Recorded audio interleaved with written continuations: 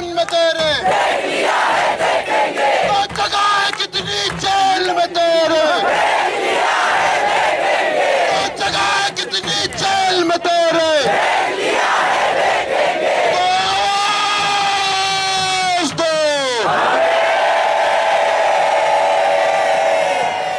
तो आरएसएस के खिलाफ लड़ेंगे।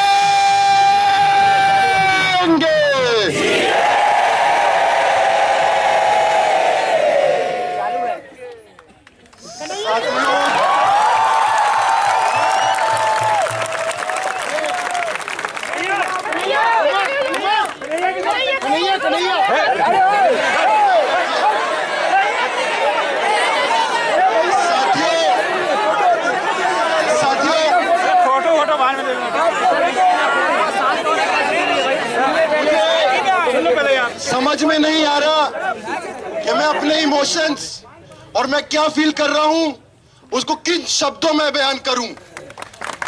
आज अगर पिछला 1.5 महीना मैं पलट के देखता हूं, अभी तक I have not been able to, because things have happened so fast that every day I am thinking what actually happened and I have been trying to make sense and that process is still continuing.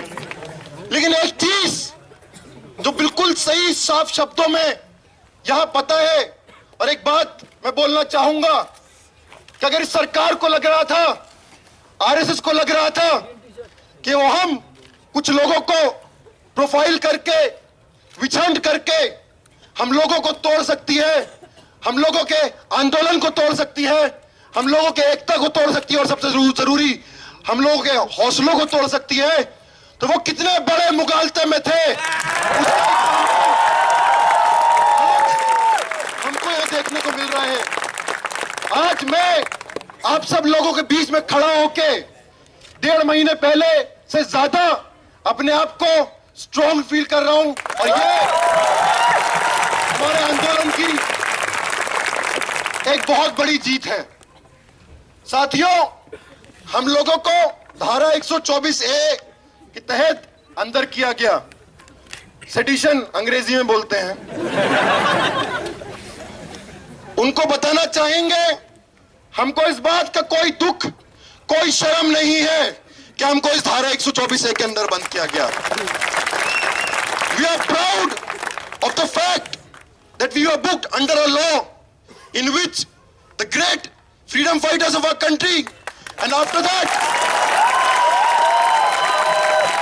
Several people, वो सारे लोग जो सत्ता को जिन्होंने हमेशा question किया है, जो जनता के आंदोलनों में जुड़े रहे हैं, चाहे वो विनायक सेन हो, चाहे वो अरुंधति रॉय हो, चाहे वो प्रोफेसर शेख शौकत हो, हमारा नाम उन लोगों के साथ जुड़ा इस बात कि हमको we feel very proud of that fact.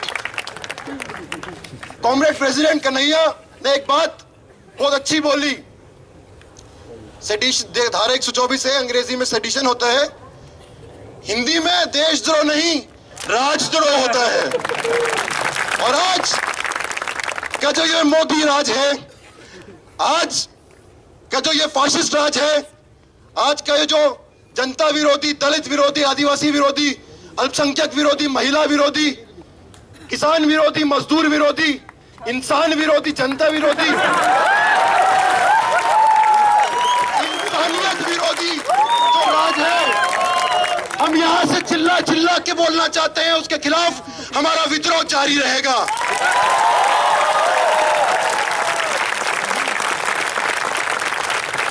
एक और चीज सोचने वाली बात है, 1860 का एक लॉ हमारे खिलाफ यूज किया। ये सो कॉल्ड नेशनलिस्ट लोग को अंग्रेजों के पास जाना पड़ा हमको अंदर करने के लिए। मतलब भगत सिंह ने बोला था भूरे अंग्रेज, इनके बारे में ही बोला था शायद। साथियों, अगर साफ शब्दों में मैं बोलूं तो इस बात का भी कोई शर्म नहीं है, कोई दुख नहीं है कि हम लोग कुछ दिन जेल में बंद थे। आज क्रिमिनल्स तो वो हैं जो पावर में हैं, जेल में तो वो हैं जो पावर का विरोध कर रहे हैं। कौन है जेल में? आप अगर थोड़ा डेमोग्राफी देखें तो आपको जेलों के अंदर की जो तादाद है वो दिख जाएगा। अगर आप मारुति के मजदूर हैं जो अपने यूनियन की बात कर रहे हैं तो आपको जेल के पीछे डाल दिया जाएगा। अगर आप छत्तीसगढ़ या झारखंड के आदिवासी हैं जो अपने जल जंगल जमीन की बात कर रहे हैं तो उनको जेलों में डाल दिया जाएगा। अगर आप दलित हैं जो रणवीर सेना के खिलाफ लड़े हैं तो आपको जेलों में भर दिया जाएगा। और अगर आप मुसलमान हैं तो आपकी खता यही है कि आप मुसलमान हैं, आपको जेलों में भर दिया जाएगा। और इसके बाद वो लोग जो इन लोगों के साथ खड़े होते हैं, civil liberties activist, democratic rights activist, उनको भी जेलों में भर दिया जाएगा, हमको भी जेलों में भर दिया गया कुछ दिन। कोई बात नहीं, बाहर आ गए हैं। और जितने और लोग सत्ता का विरोध करते हुए जेलों के अंदर गए हैं, उन सब की लड़ाई को हम आने वाले दिनों में मुकम्मल अंजाम तक पहुंचाएंगे। साथियों, इस लड़ाई में हमने बोला कि आज हमारे देश में फ्रीडम एक्सप्रेशन खतरे में है। मैं अग्री नहीं करता, मैं डिसएग्री करता हूं। कहां है फ्रीडम एक्सप्रेशन खतरे में? अगर आप, ये डिपेंड करता है आप सत्ता के किस तरफ है, उस हिसाब से आपको फ्रीडम एक्सप्रेशन दिया जाएगा। अगर आप सत्ता के साथ हैं तो आप चाहे मोदी हो, चाहे आप तोगड़िया हो, चाहे आप योगी आदित्यनाथ हो, या इतने सारे इनके छुट भैया नेता जितने भी हैं, पूरा फ्रीडम एक्सप्रेशन है हमारे सामने। हमारे देश में बाला साहब ठाकरे का भी हमारे सामने एग्जाम्पल है, जो खुले आम ये बोलते थे कि democratic rights activist, human rights activist को स्टेन गन से मार देना चाहिए, मुसलमानों को मार देना चाहिए। एक भी केस में उनको बुक नहीं किया गया। देशद्रोह तो छोड़ की छूट, बड़ी मतलब बड़ी बात, कोई छोटे मोटे केस में भी कभी नहीं किया गया। जो लोग सत्ता का विरोध करते हैं उनको हमेशा से जेलों के पीछे डाला गया है, और हम लोगों को भी उसी क्राइम के लिए उसके पीछे डाला गया। ये बात, जैसे मैंने बोला कि I am still trying to make sense of what actually has happened in the last 1.5 months। और जेल के अंदर कई बार मैं सोचा कि क्या हुआ, कि हमने कुछ गलत किया, क्या हुआ 9 को, 10 को, 11 को, बहुत सोचा। फिर एक फिल्म मुझे याद आई। एक फिल्म है जो 1973 में चिले में पिनोशे का कू हुआ था, उस पर फिल्म बनी मिसिंग कोस्टा गावरस का।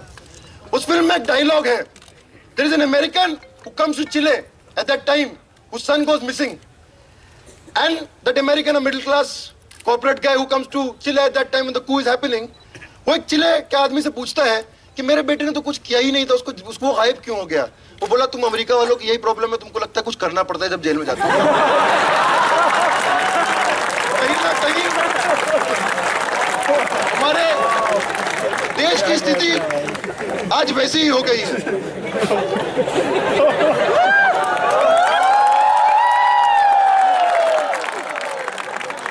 हम लोग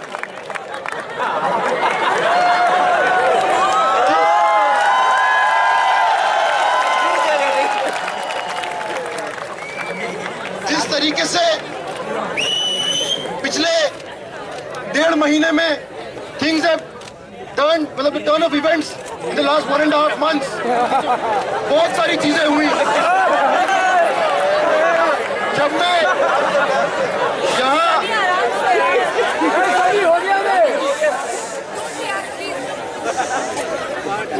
1.5 महीने में जिस तरीके से बहुत सारी घटनाएं हुई हैं, मुझको बोला गया था कुछ दिनों पहले कि मैं जैसे मोहम्मद में हूं। बहुत जल्दी वो खत्म भी हो गया, लेकिन एक इंप्रेशन लोगों के दिमाग में छोड़ गया। लेकिन मजेदार बात यह है कि ये मीडिया ट्रायल प्रोफाइलिंग 23 फरवरी को जो हम लोगों ने सरेंडर किया, उसके बाद भी चलता रहा। वो चीज हर दिन एक नई स्टोरी लिंक प्लांट की जा रही थी, और हर दिन एक स्टोरी नई, उनका बस्ट होता था, एक और नई स्टोरी लेकर आते थे। एक इंसिडेंट मैं शेयर करना चाहूंगा। 22 फरवरी का दिन है, सुबह का वक्त, हम लोग 21 फरवरी की रात में आए थे वापस जेएनयू। मैं न्यूज पढ़ रहा हूं, हिंदुस्तान नाम लेके बोलूंगा, पेपर हिंदुस्तान हिंदी वाला पेपर बोल रहा है कि उमर खालिद उड़ीसा और छत्तीसगढ़ के बॉर्डर पे जंगलों में नक्सलियों के साथ है। मैं हैंड ब्लॉक पे बैठा हूं।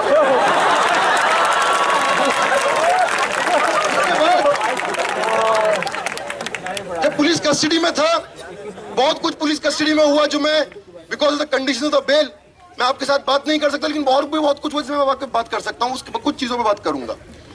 एक दिन एक पुलिस अफसर ऐसी इंटरोगेशन के दौरान नहीं ऐसी बोला कि फोटो कौन सा है, अपने फोन में दिखाया। देखा कि मैं, एक और साथी जेएनयू के कॉमरेड हेम, उनके साथ था। ये फोटो आया है, देखो तुम्हारा नक्सलियों से कनेक्शन है। मैं बोला पहले तो बात आपकी गलत है कि वो नक्सली नहीं है, वो जेएनयू के छात्र थे। और बोला ये आईबी का फोटो है। आई भी फोटो लेकर आया, टाइम्स ऑफ इंडिया में छपा है। मैंने कहा सर ये मेरे फेसबुक से ही उठाया गया है। मतलब आईबी का फुल फॉर्म है इंटेलिजेंस ब्यूरो, लेकिन उसका कोई इंटेलिजेंस नहीं है। लेकिन एक चीज जो सामने आई इस पूरे दौरान, जो मीडिया का रोल था, and I don't think the media was acting independently. I think, and I have strong reasons to think like that these were clear instructions एक सेक्शन ऑफ मीडिया को ऊपर से कि ये चीज आप दिखाइए। और उससे होता क्या है हमारे देश में, और सिर्फ ये कोई इकलौता केस नहीं है, ऐसे तमाम केसेस हैं कि मीडिया एक ओपिनियन ऑलरेडी जनरेट कर देता है। आप एक्सपेक्ट करेंगे कि पुलिस इन्वेस्टिगेशन करेगा और उसके बाद वो मीडिया को इंफॉर्मेशन देगा, जो मीडिया प्ले करेगी। या उल्टा होता है, मीडिया ट्रायल करता है, उसके बाद जाके पुलिस को इंफॉर्मेशन देता है, उस आधार पे पुलिस आपका इंटरोगेट करती है और उस तरीके उस आधार पे इन्वेस्टिगेशन होता है। एक दिन एक पुलिस अफसर बोल रहे हैं कि खालिद यार तू तो मास्टरमाइंड है। मैं बोला किस चीज का मास्टरमाइंड सर? मतलब ये तो आप उल्टा कर दिया आपने पूरी चीज को। जो मीडिया बोल रही है आप वो, अगर आपको वो पॉइंट ऑफ डिपार्चर है तो आपका तो कुछ इन्वेस्टिगेशन हो ही नहीं पाएगा ऐसे। तो ये चीजें मतलब एक ओपिनियन ऑलरेडी। और एक चीज जो बार बार समझ में आई, लास्ट टाइम जब मैं यहाँ आया था तो एक बात बोली थी कि पिछले 7 साल में I did not consider myself as a Muslim, neither did I project myself as a Muslim in this campus, but still I was projected as an Islamist terrorist. लेकिन इस दौरान जिस तरीके से once again इंटरोगेशन के वो details नहीं, लेकिन जो असाइड कॉन्वर्सेशंस होते थे, कहीं ना कहीं ऐसा लगा कि ट्रायल सिर्फ हम कुछ इंडिविजुअल्स का नहीं चल रहा, और मेरे केस में सिर्फ मेरा नहीं और सिर्फ जेएनयू का नहीं, पूरे मुस्लिम कम्युनिटी का ट्रायल चल रहा है। इस तरीके से बातें करी जाती थी, इस तरीके से बातें बोली जाती थी। ये बोला जाता था कि आप जिस तरीके से चीजें फ्रेम होती थी, you have to prove, giving examples of this president Abul Kalam and many other people, कि वो लोग पेट्रियोटिक मुस्लिम्स थे, अब तुम अपना पेट्रियोटिज्म प्रूव करो। बार बार इस तरीके से चीजें फ्रेम की जाती थी। और मुझे एक चीज, जो एक सवाल मेरे दिमाग में बार बार आया, क्या मैं जिस तरीके से अपना अभी तक डिफेंस पेश कर रहा था कि नहीं मैं तो प्रैक्टिसिंग मुस्लिम नहीं हूं, मैंने तो ऐसा नहीं करा, is it actually helping the case? What if I was a practising Muslim? What if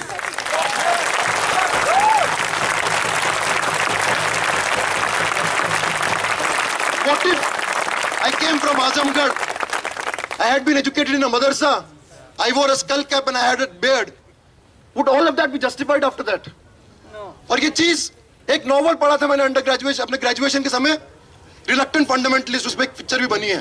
I felt like that reluctant fundamentalist who wanted to grow a long beard and who wanted to wear a skull cap and who wanted to say that even then you cannot ask me the questions you are asking.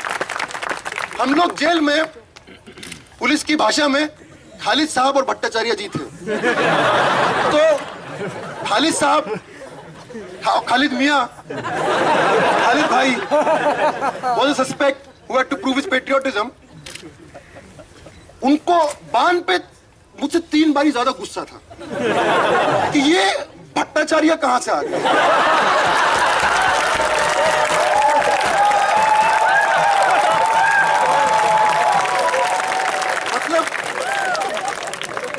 बोलते थे कि आप तो मतलब if I was a traitor to the nation by virtue of my birth, unless I prove otherwise, Ban was a triple traitor. Not only a traitor to his nation, also to his religion and also to his caste. एक बारी police अफसर बान को कोने में ले जाके बोला, एक काम करो, तुम बोल दो खालिद ने तुमको इन्फ्लुएंस किया था इसलिए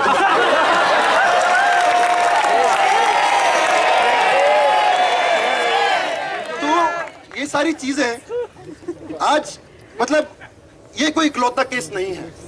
इस तरीके से बहुत सारी चीजें उस पूरे दौरान मैंने सोची, बहुत सारी किताबें मैं पढ़ रहा था, मनीषा सेठी का जो किताब आया है काफका लैंड, उसको मैं पढ़ रहा था, और एक के बाद एक केस, चाहे वो महाराष्ट्र में हो चाहे वो दिल्ली में हो। By the way, you might be aware, you were taken to the specialist, the special cell and we had our encounter with the specialists, and वहां भी ये पूरी चीजें चलती रही।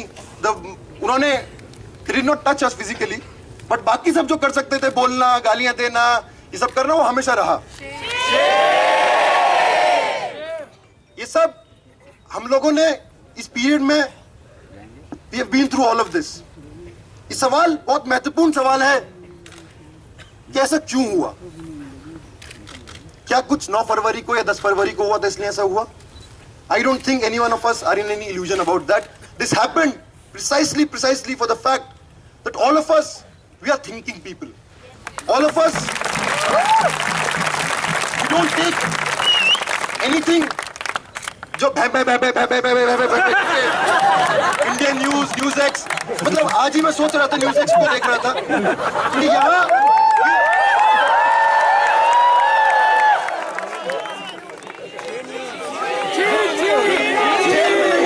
जेल में नहीं आता था। नहीं, वो जेल में नहीं आता था, अच्छी बात थी। थोड़ा मेंटल स्टेबिलिटी रहता था, वो नहीं आता था। लेकिन ये न्यूज चैनल्स नहीं है। एक्चुअली में देखा जाए तो ये एंटरटेनमेंट चैनल जो थ्रिलर पेश कर रहे हैं। मतलब उसके बाद ऐसा हुआ, उसके बाद ऐसा हुआ। मैं एक दिन न्यूज में पढ़ रहा हूँ, वहां एक पेपर में प्रेमिका के दबाव में किया खालिद नसर है।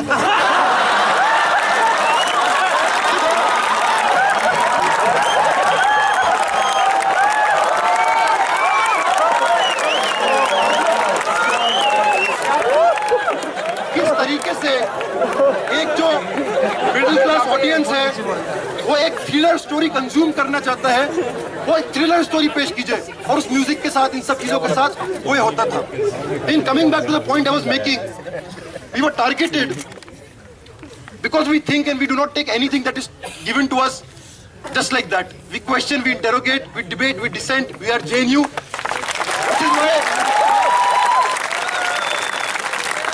which is why we were put behind bars, which is why these entire cases were put on us, and actually we are very proud of that fact. But एक ब्रेथ का एक पोयम है जो कुछ इसी तरीके का दौर जर्मनी में जब था, जब उन्होंने लिखा था कि general, your tank is a powerful vehicle, it can fly and it can kill, but it has one defect. It needs a driver, it needs a man, and human beings have one defect, they think.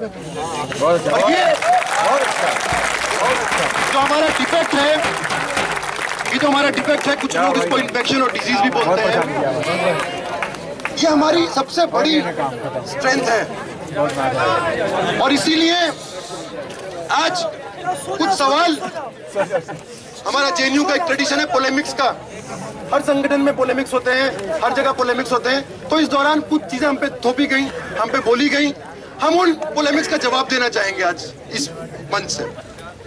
ये बोला गया पिछले 1.5 महीने में, अभी कुछ दिनों पहले एक आर्टिकल भी आया था इंडियन एक्सप्रेस में, जेल में ही पढ़ रहा था, जब एक तरफ हमारे देश में लांस नायक हनुमंता जैसे वीर हैं, दूसरी तरफ उमर कन्हैया और अनिर्बान जैसे लोग भी हैं, और इन लोगों को हमको जेल में भेज देना चाहिए। कुछ लोग बोले थे इनको भी फांसी दे देनी चाहिए। एक बात कॉमरेड कन्हैया ने जो बहुत अच्छी तरीके से रखी है, वो ये बात रखी है कि हाँ, ये बात सही है कि बहुत सारे सैनिक अलग अलग जगह तैनात हैं, वो सैनिक कौन से परिवारों से आते हैं, ये बात कॉमरेड कन्हैया ने बहुत अच्छे तरीके से रखी है। मैं इसी से जुड़ी हुई एक और पहलू पे बात रखना चाहूंगा। एक बात पूछने वाली बात है, सैनिक कहां तैनात होते हैं, कौन सी जगहों को लड़ते हैं, कौन सी जंगों में जाते हैं? क्या ये जंगों का डिसीजन क्या वो सैनिक करते हैं? ये जंगों का डिसीजन कुछ लोग जो सत्ता में हैं, इतिहास गवाह है, मैं हिंदुस्तान की बात नहीं कर रहा, पूरे दुनिया की बात कर रहा हूं, वो लोग अपने पॉलिटिकल, इकोनॉमिक और स्ट्रेटेजिक इंटरेस्ट से सोच समझ के उन वॉर्स को लड़े जाते हैं, और सैनिकों को उसमें कैनन फॉडर की तरह इस्तेमाल किया जाता है। जहां हम लोग इतिहास में पढ़ते हैं कि 2 विश्व युद्ध हुए, लाखों लोग, करोड़ों लोग मारे गए, काफी सारे सैनिक मारे गए, अलग अलग जगह, अलग अलग देशों के, और सबको नेशनलिज्म, राष्ट्रभक्ति के नाम पे ही जंगों को लड़वाया गया। तो जब हम लोग आज से 60 साल, 70 साल, 80 साल पहले क्या हुआ, उसको हम इतने अच्छी तरीके से समझते हैं, तो अगर आज कोई ऐसी जंगें हैं जो यहाँ की सरकार, ये बात सोचने वाली बात है, अपने पॉलिटिकल, अपने इकोनॉमिक, वर्ल्ड वॉर से भी किसी को एम्प्लॉयमेंट नहीं आया था, वर्ल्ड वॉर से भी किसी का पेट नहीं भरा था। कुछ बड़ी बड़ी कंपनियां थी जिनके मुनाफे बड़े थे, और आज भी वही हो रहा है। सिर्फ कुछ आज हमारे पूरे देश को जिस तरीके से मिलिटराइज किया जा रहा है, आप सोचिए, अलग अलग नीतियां लाई जा रही हैं। कुछ सालों पहले एक नीति आई थी, स्पेशल इकोनॉमिक जोन्स। तो देशभक्त लोग हैं, वो चाहते थे कि बाहर फॉरेन कंपनियां आए इस देश में, और इस देश में लेबर लॉज, जो इस देश की लेबर लॉज हैं, उन देश की लेबर लॉज इस देश के मजदूरों पर लागू नहीं होंगी, क्योंकि फॉरेन की कंपनियों को प्रॉफिट कमाना है। कई सारे मेमोरेंडम ऑफ अंडरस्टैंडिंग साइन हुए फॉरेन कंपनियों से, क्योंकि इंडियन आदिवासियों को यहां के उनके अपने जल जंगल जमीन से निकालना है। और जब वो लोग इस पूरे दौरान उसको रेजिस्ट किया, और कुछ लोगों ने, कुछ civil liberties activist, democratic right activist ने जब कुछ एक्सेसेस आर्म फोर्सेस की तरफ से उस पर सवाल उठाए, तो आप बोलते हैं हम सैनिकों पे सवाल उठा रहे हैं। हम सैनिकों पे नहीं, हम यहाँ की सरकारों पे सवाल उठा रहे हैं। हम समझते हैं कि आज बहुत सारे सिपाही जो सेना में हैं, शायद they are fighting the wars for this ruling class, but actually for most of them, their real enemy and our real enemy is the same, and which is the people who are sitting in power, and we appeal to them to also join us in our fight. Otherwise, वही होगा कि जब आप pension मांगने जाएंगे तो आप पे लाठीचार्ज होगा। एक बार एक पुलिस वाले ने, कांस्टेबल ने मुझसे सवाल पूछा, रात के 2 बज गए थे, कि यार तुम्हारी विचारधारा क्या है, जरा मुझे समझाओ। मैं उसको बोला कि देखिए, हमारी विचारधारा इतनी सी है कि कांस्टेबल के साथ खड़े रहो अफसरों के खिलाफ। तो उधर एक अफसर खड़ा था, वो सुन रहा था, बोला देखो यूनियन के लोग, भाई यहाँ यूनियनबाजी मत करो।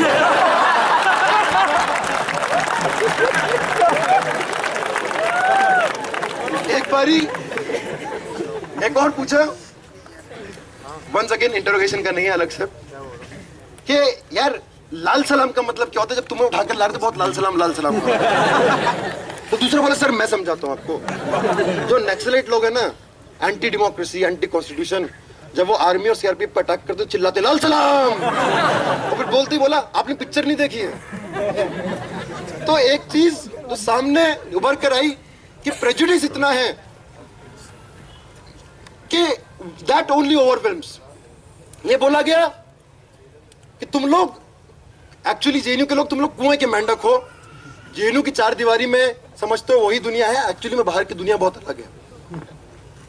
हम बताना चाहते हैं कि इस जेएनयू की 4 दीवारी में ही, अगर मैं अपने पिछले 7 साल की बात करूं, अलग अलग जन आंदोलनों के, जो अलग अलग इस देश में जन आंदोलन चल रहे हैं, उनके रिप्रेजेंटेटिव्स को अगर कहीं सुना है तो वो इसी 4 दीवारियों के बीच में सुना है।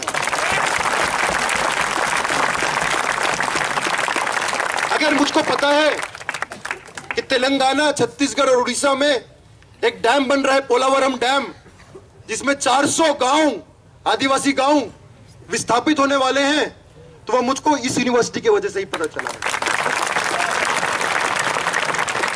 अगर मुझे Salwa Judum, minority witch hunting, caste massacres के बारे में पता चला है, तो वो मुझको इसी विश्वविद्यालय के बारे में पता चला। और एक और बात इस विश्वविद्यालय की बात मैं बोलना चाहूंगा, सिर्फ ऐसा नहीं है कि इस विश्वविद्यालय ने हमको बहुत कुछ दिया है। इस विश्वविद्यालय की 4 दीवारी कभी भी इस देश की संघर्षशील जनता के लिए कभी भी बंद नहीं रही। जब 84 में सिखों को पकड़ पकड़ के मारा जा रहा था, तो इसी कैंपस की 4 दीवारी थी जिन्होंने यहां सिखों को रखा था। और ये कैंपस का, यहाँ के छात्र आंदोलन का इतिहास है। साथियों, जिस तरीके से हमारे देश में एक वातावरण पैदा किया जा रहा है, शायद गांधी जी के 3 बंदर थे, मोदी जी के भी 3 बंदर हैं। पहला, जितना बुरा हो रहा है मत देखो। दूसरा, जितना बुरा बोला जा रहा है मत सुनो, एहसान जाफरी भी फोन करे जब भी मत सुनो। और तीसरा, जितना हो सके उतना बुरा भला बोलो। तो कहीं ना कहीं इस तरीके से हमारे देश में एक नफरत का माहौल पैदा किया जा रहा है, और हर एक इस नफरत का माहौल पैदा करके हर एक जनवादी अधिकार जो लोगों ने संघर्षों से जीत कर लाया है, उन सारे संवैधानिक अधिकारों से अटेंशन डाइवर्ट करके उनसे छीनने की बात की जा रही है। ये मीडिया जो आज चीख चीख के देशद्रोह देशद्रोह देशद्रोह देशद्रोह बोल रही है, कभी उसने इस बारे में नहीं सोचा कि जितनी अलग अलग राज्यों में बीजेपी की सरकारें, और सिर्फ बीजेपी की नहीं लेकिन बीजेपी खासतौर से, किस तरीके से लेबर लॉस को डाइल्यूट किया जा रहा है और लेबर लॉस के मजदूरों के अधिकारों को छीना जा रहा है, कि वो इस देश के लोगों के हित में है या हित में नहीं है, उस पर कभी प्राइम टाइम डिबेट नहीं हुआ। कभी प्राइम टाइम डिबेट नहीं हुआ कि इस देश के आदिवासी किस हालत में जी रहे हैं।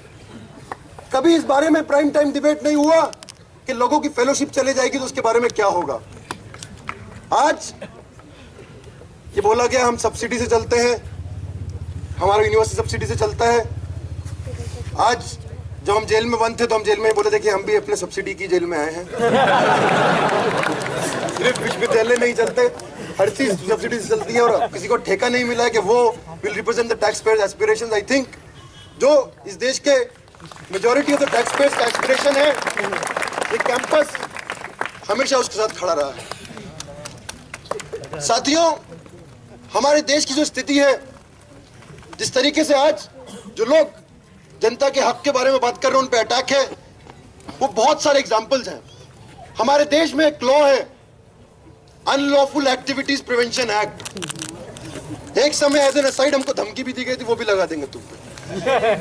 उस लॉ के अंदर just the mayor thought, just the mayor ideology, आपने कुछ किया हो या नहीं किया हो, सिर्फ उस थॉट के आधार पे, सिर्फ उस आइडियोलॉजी के आधार पे आपको जेल के अंदर बंद कर दिया जाता है। वो लॉ, वो एक्ट ये बोलता है कि आपने कुछ किया हो या नहीं किया हो, अगर आपका इंटेंशन है तो आपको जेल के अंदर बंद किया जा सकता है। इंटेंशन मापने की मशीन नहीं आई है, लेकिन यहाँ के पुलिस वालों को पता होता है कि आपका इंटेंशन था। आप कल बम फोड़ने वाले थे, आज नहीं फोड़ा था, इसलिए हमने आज अरेस्ट कर लिया। कल आप जाके वहां कुछ करने वाले थे, इसलिए हमने आज अरेस्ट कर लिया। एक एग्जाम्पल शेयर करूंगा। 1-1.5 साल पहले एक बॉम्बे के civil liberties activist Arun Ferreira उस कैंपस में आए थे। उन्होंने बोला कि जब मुझको 4 साल पहले जेल में रखा तो पुलिस आके मेरे वाइफ के जो मार्क्सिस्ट सोशियोलॉजी टेक्स्ट बुक्स थे वो उठा कर ले गए। तो वहां जब प्रोसिक्यूशन ने बोला कि ये क्यों लाए हो, बोला सर लाल है। और इसी तरीके के उदाहरण हमने भी कुछ देखे। पहले दिन प्रोसिक्यूशन आके बोल रहा है कि उमर और अनिर्बान का अफजल गुरु और मकबूल भट्ट से रिश्ता तलाशना है। हम सोचा भाई एक जीवित इंसान का एक मुर्दा इंसान से कैसे रिश्ता हो सकता है? Unless and until Delhi police believes in some transcendental state, dead and the living meet. हम बोले मकबूल भट्ट को तो फांसी हमारे पैदा होने से पहले लगा दी, तो हमारा दिन कहाँ से बनता है? लेकिन ये सारी चीजें, और एक और बात है, मैं बात को खत्म करते हुए, बीजेपी को ये बात बहुत बुरी लगी, आरएसएस को ये बात बहुत बुरी लगी कि जेएनयू में कुछ लोगों ने भारत के बर्बादी के स्लोगन लगाए। हम कंडेम करते हैं उस स्लोगन को, हमारा स्लोगन नहीं है, लेकिन बीजेपी को बुरी क्यों लगी? बीजेपी को लगा ये हमारा ठेका है, और लोग क्यों कर रहे हैं?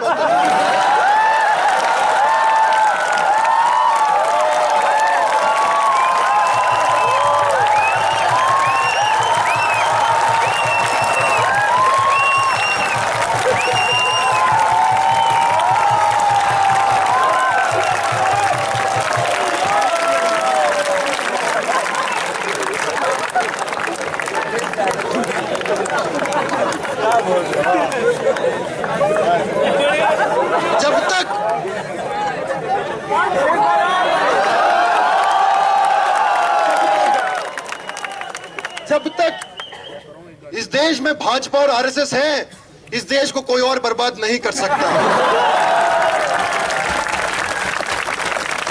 हम इस देश की बर्बादी के लिए नहीं, इस देश की आबादी के लिए लड़ रहे हैं। लेकिन एक नारा तो जरूर रहेगा, और कुछ मीडिया वाले हैं तो उनको बोलूंगा, यहां जंग का मतलब संघर्ष है।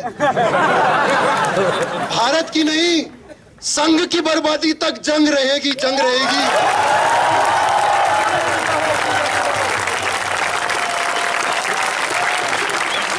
क्योंकि संघ की बर्बादी में ही भारत की आबादी है।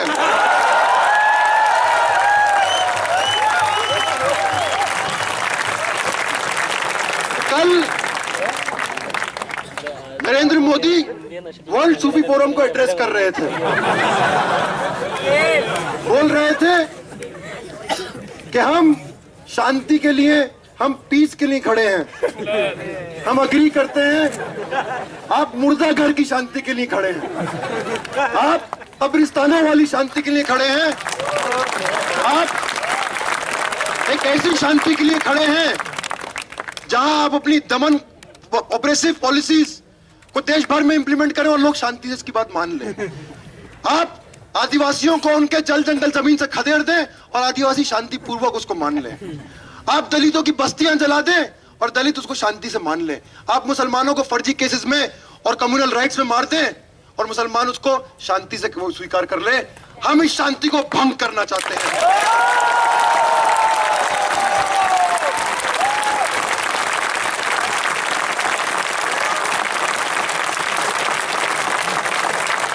Because we believe anywhere in this world there can never be peace without justice, and we are fighting for all the people to establish that peace and that justice. साथियों, जिस तरीके से इंटिमिडेशन, थ्रेट्स, मारने की धमकी, आज मेरे परिवार को एक सिक्योरिटी मिला हुआ है क्योंकि अंडरवर्ल्ड से धमकियां आ रही थी। हमारे देश में बोलना, आवाज उठाना, मतलब ये it's a very serious thing. I want to point your attention to it can actually be fatal. People have been killed. There is an entire history in the 80s of civil liberties activists in Andhra Pradesh being killed because they spoke about the state repression. There is, हम भूले नहीं है शाहिद आजमी को, जिनको उनके संघर्ष के लिए उनको मार दिया गया, और ऐसे सैकड़ों लोगों को हम भूले नहीं हैं। अलग अलग तरीके से हमले किए जाते हैं, अलग अलग तरीके से बोला जाता है कि अगर आप ज्यादा बात करेंगे तो आपको जान से मार देंगे। मार्क्स ने बोला था, let life be dead, but death must not be allowed to live. Today, it's true that we may face consequences if we continue to speak up, but without speaking up, it will be a morbid life. And let us assure the people, we want to assure the people in power, चाहे वो RSS हो, चाहे वो भाजपा हो, चाहे वो VHP हो, या इनका पूरा परिवार जिसको संघ परिवार बोलते हैं, उन सबको यह अश्योर करना चाहते हैं, हर एक लड़ाई में सबसे आगे आप हमको पाएंगे। हर एक संघर्ष में अगर आपको लगा इसके बाद हम चुपचाप अपनी पढ़ाई करेंगे, हम चुपचाप अपने वापस लाइफ में चले जाएंगे, ऐसा नहीं होगा। आज आपने हमको पिछले 20 दिन 25 दिन में जेल में डाल के हम पे और बड़ी जिम्मेदारी हमारे कंधों पे दी है, और हम उस जिम्मेदारी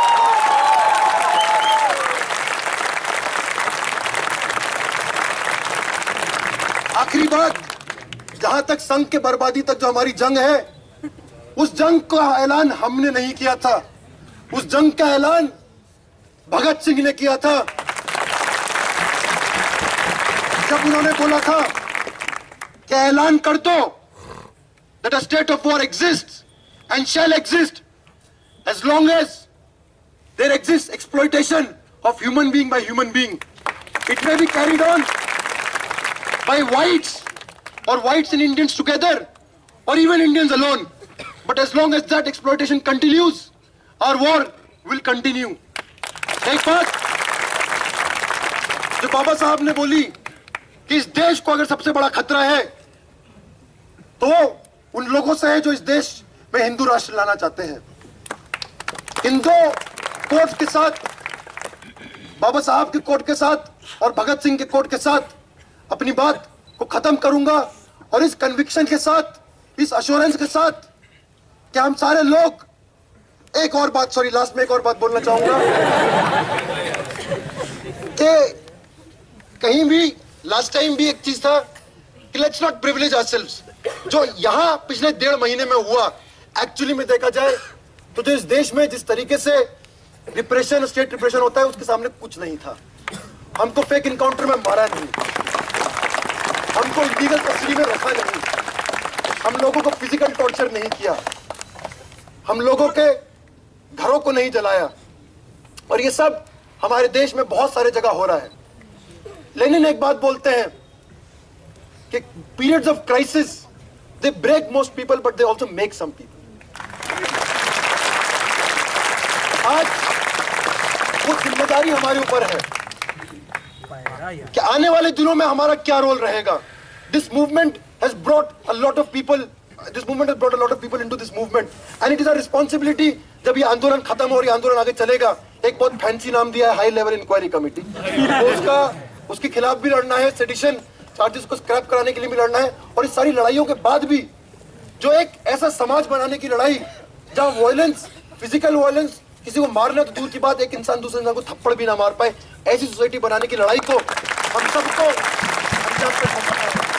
इन शब्दों के साथ, पॉलिसी एश्योरेंस के साथ कि इस संघ गिरोह के खिलाफ, उसको निस्ता नाबूद करने के खिलाफ हमारी लड़ाई, हमारा संघर्ष जब तक अपने मुकम्मल उस पे नहीं पहुंच जाता, कल्मिनेशन में नहीं पहुंच जाता, हम सारे लोग इसी तरीके से कलेक्टिवली यूनाइटेडली लड़ते रहेंगे। शुक्रिया। इनकलाब जिंदाबाद, छात्र एकता जिंदाबाद, छात्र शिक्षक एकता जिंदाबाद, छात्र मजदूर एकता जिंदाबाद। शुक्रिया।